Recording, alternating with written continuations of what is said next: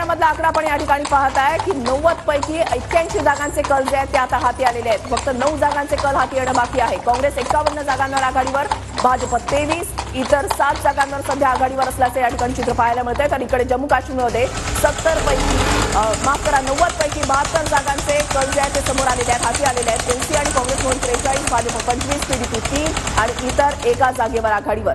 हरियाणामध्ये काँग्रेस 51 जागांवर आघाडीवर, भाजपपासून दुप्पट जागांवर सध्या काँग्रेस या ठिकाणी आघाडीवर आहे। काँग्रेस हरियाणामध्ये सत्ता स्थापन करते असं चित्र आहे। 53 जागांवर आता काँग्रेस या ठिकाणी पोहोचलेली आहे। परिवर्तनाला मत असं राहुल गांधींनी या ठिकाणी म्हटलं होतं। संकल्प यात्रा गेल्या 3 दिवसांमध्ये त्यांनी काढली होती। जो संकल्प त्यांनी केला होता तो या ठिकाणी पूर्ण होताना पाहायला मिळत आहे। हरियाणामध्ये आपचं अद्याप खातंही उघडलेलं नाही। आपने सुद्धा या ठिकाणी आपलं नशीब आजमावलेलं होतं। आपने सुद्धा या ठिकाणी आपले उमेदवार उभे केलेले होते, मात्र आपने स्वतंत्र उमेदवार दिलेले होते। कुणासोबतही आघाडी युती केलेली नव्हती आणि आपचं अजूनही या ठिकाणी खातं उघडलेलं नाही।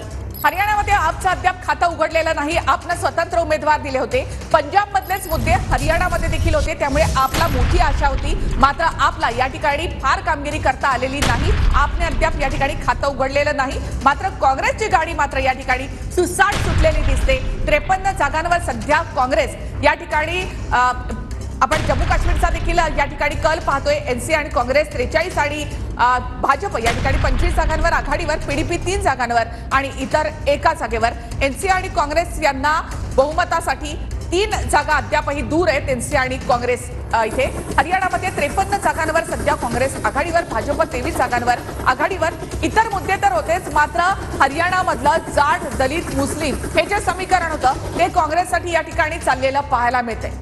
आकडा जो आहे तो सातत्याने बदलतो। हरियाणामध्ये 90 पैकी 83 जागांचे कल जे आहेत ते हाती आलेले आहेत। हरियाणामध्ये आपचं अद्यापही खातं उघडलेलं नाही। आप जरी इंडिया आघाडीमध्ये असली तरी हरियाणामध्ये त्यांनी आपले स्वतंत्र उमेदवार जे आहेत ते उभे केलेले होते। त्या ठिकाणची स्थानिक गणितं वेगळी आहेत, त्याच्यामुळे आम्ही या ठिकाणी आमचे उमेदवार स्वतंत्र उभे करणार असं आपचं म्हणणं होतं, मात्र त्यांना खातंही या ठिकाणी उघडण्यात यश